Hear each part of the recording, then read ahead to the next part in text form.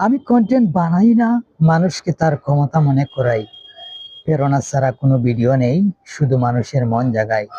আমি গল্প করি না, মানুষকে নিজের গল্পের নায়ক বানাই। বইকে হার মানাই, মানুষকে সাহসী করি। কন্টেন্ট নয়, শক্তি দেই, যা মানুষকে এগিয়ে নিয়ে যায়।